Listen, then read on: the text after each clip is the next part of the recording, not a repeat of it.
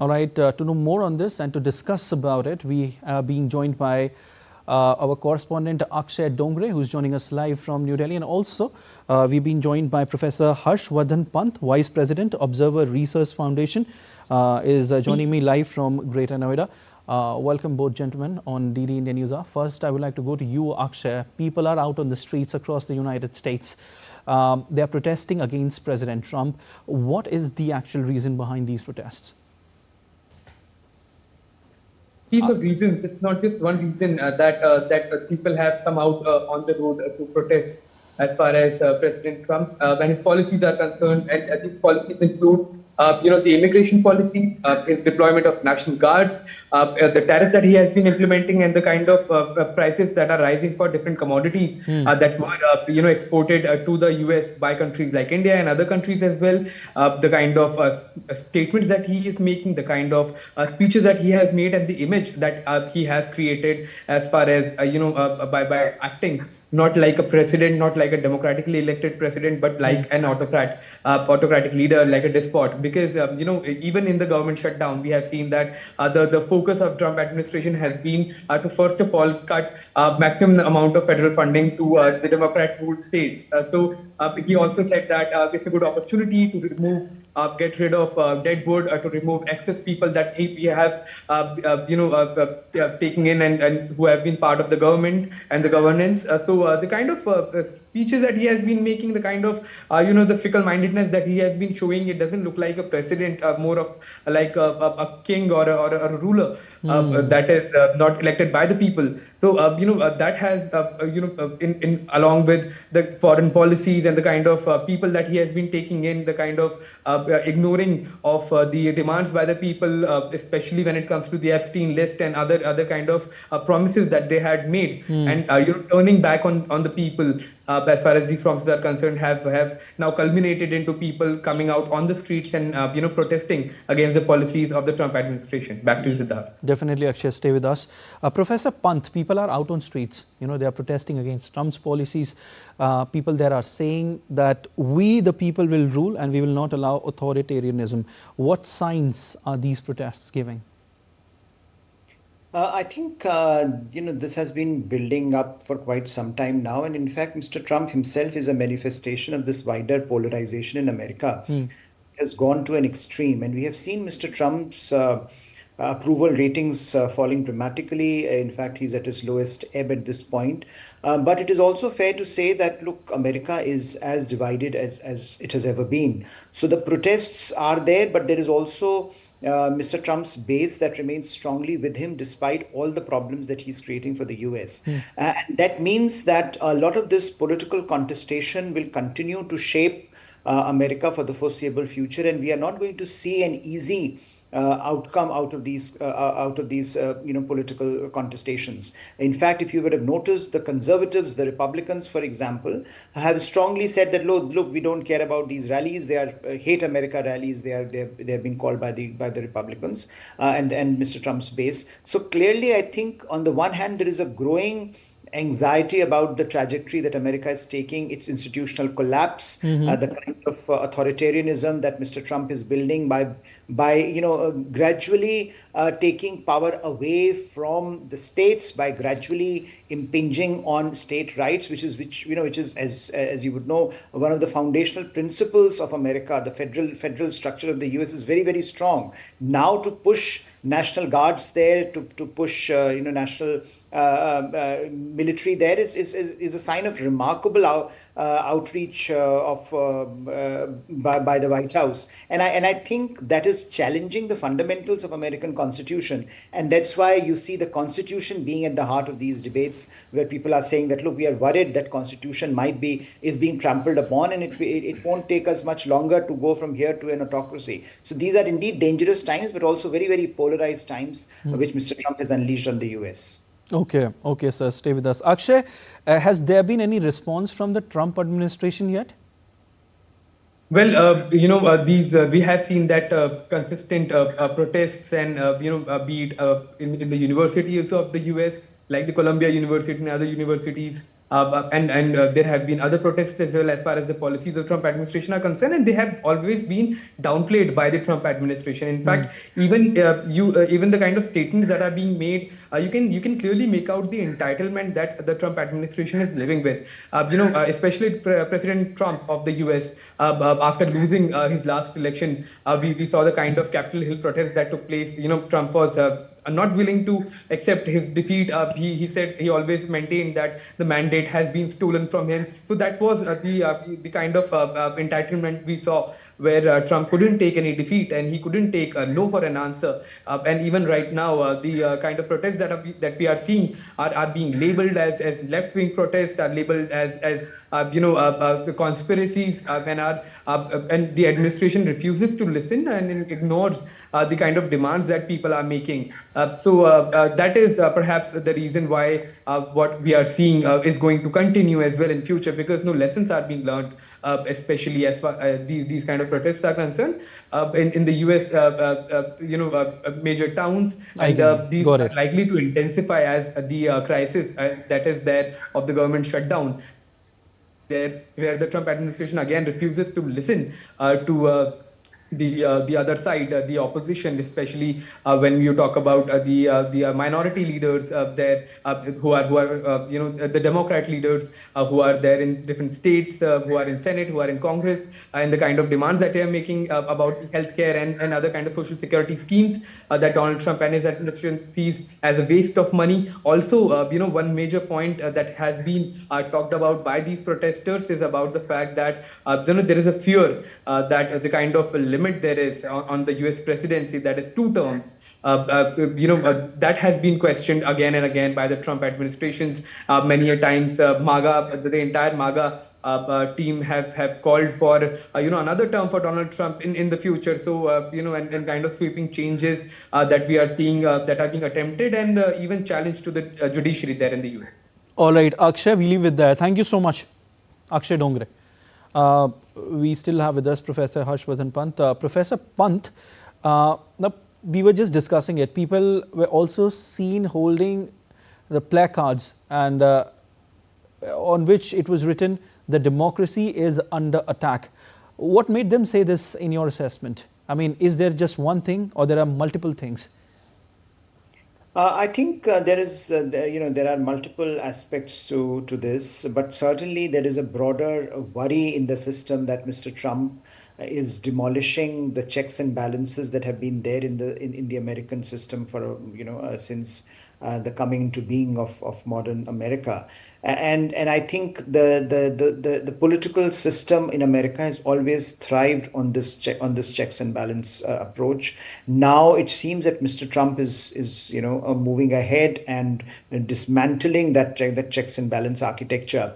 So gradually the state rights are being impinged upon. Gradually, the judiciary's rights are being impinged upon, and of course, the executive is completely callous in terms of the kind of people they are appointing, the firings that are going on of key personnel in the government, and in the name of reducing the government expenditure and reducing the state. So I think broadly there is a trend where American institutions are facing an all-round assault by an administration determined to create a new framework, a political framework, and this, I think, for a lot of Democrats, particularly is challenging, but also for those who believe in the fairness of the American system. And I think that is why when you have Mr. Trump doing business with the world leaders on his terms, where it is largely about who enriches him more rather than what is best in the interest of the US. I think those questions are being raised, and those questions are gradually making people fear for the future of democracy in the US. That is, I think, at the heart of this confrontation. And this confrontation is only going to increase because Mr. Trump, he thrives on this opposition. He thrives on this idea that I have polarized America. He thrives on this sense that I am berating people. I think one of his responses from his administration has been to put out a picture of him as a monarch. Just to irritate people, that look, you are protesting, you are saying this is a no king's day or no king's rally, and just to provoke them, an image of Mr. Trump as a monarch. So I think all around there is a sense that this is coming to a point where the two sides, the polarized environment in the US has become so extreme that the two sides are not talking to each other in a civil manner. And this is what Mr. Trump thrives on. This is what brought him to office twice. And I don't think there's any mood to relent. And I think so that is why we are going to see an intensification of this challenge for the US. And because it will happen in the US, it will reverberate across the world. Definitely. Professor Pant, I also want to draw your attention towards the US government shutdown. The shutdown is now in its third week, and looking at the current situation, it seems like that it will become the longest.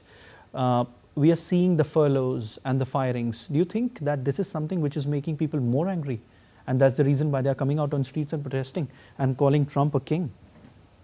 Absolutely, because it is impacting people's lives on a daily basis. It is impacting education, healthcare. It is impacting day-to-day business of so many ordinary Americans who rely on basic support from the federal government. And I think now, and see, Mr. Trump's approach to this and his administration's approach to this is that this is an opportunity to fire people. This is an opportunity to fire all those people in the name of the shutdown, but largely along ideological lines. So people will be fired because, of course, the argument would be that we don't have any resources to support you, but they'll be fired along ideological lines so that to gradually consolidate executive power under a political banner rather than under an administrative banner. And I think for Mr. Trump, this is an opportunity that he's using to his advantage, and he's also in some ways showing to his base, because everything now for him is about his MAGA base. This is an opportunity for him to show to his base that, look, I am not relenting under pressure.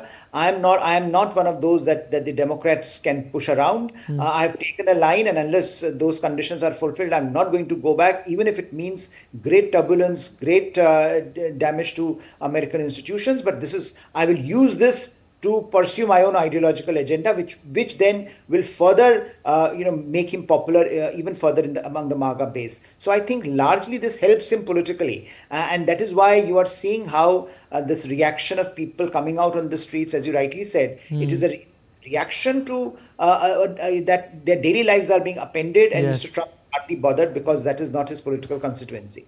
See, the ultimate solution would be for both Democrats and Republicans to sit across the table and negotiate, but that isn't happening right now. Why aren't both parties coming to terms? Because I think particularly for Mr. Trump, that's not really the way he functions. Because it's ultimately about the people of America. Absolutely, but that's what you would think, that ideally, people are on both sides of the aisle would be interested in. Both Democrats and Republicans would be interested in getting things done. But I think what we are now witnessing in the American system, and I think this also goes back to his first term, Mr. Trump's first term, and how he governed.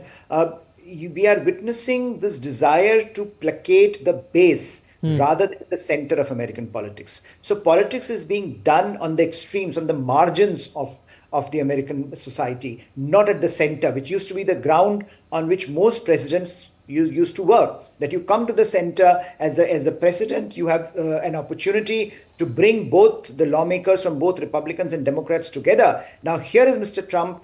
He's saying that, no, I'm not interested in that. I'm interested in my agenda because it makes me popular with my base. Let us also remember that he has nothing else to show. The economy is going down.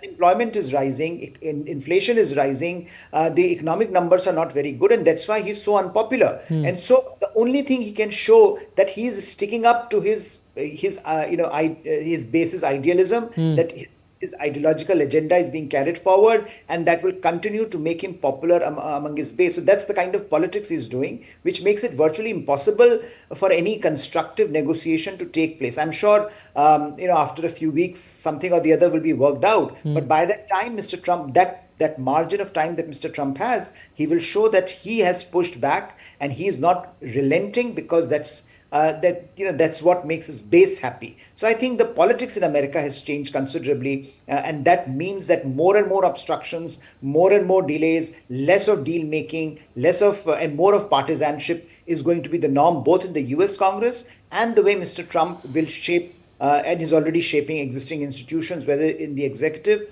or in the judiciary. But certainly the Americans would be hoping that this shutdown ends really, really soon. Also, there has been no response from the Trump administration on the protests yet. What does it show according to you? I think it shows that they are not bothered much, because for them, as I think they have articulated, some of his supporters have articulated, that this is, these are all America haters. This is the left liberal establishment that has come out on the streets that have nothing to do with real America, that has nothing to do with middle America, that has nothing to do with the real challenges that people face. They are more worried about me rather than what I'm doing for the country. So I think there are many ways in which he will milk this. Again, not interested in cultivating, the American center. His interest lies in cultivating his base, and a lot of these rallies are happening, and the people are coming out in cities, in which are largely Democrat. And the protests are also happening in Canada and in parts of Europe as well. Yes, but that he doesn't care about. So very quickly, sir, what is the ultimate solution for these No Kings protests? Will there be? I think they will intensify, because we have seen the first one happened in July. This is the second one. And I think gradually we will see more of these protests happen, because people are being left out of the system, especially those on the left. Okay. All right. Professor Harshvardhan Pant, thank you so much for joining in on DD India News Hour. Much appreciated.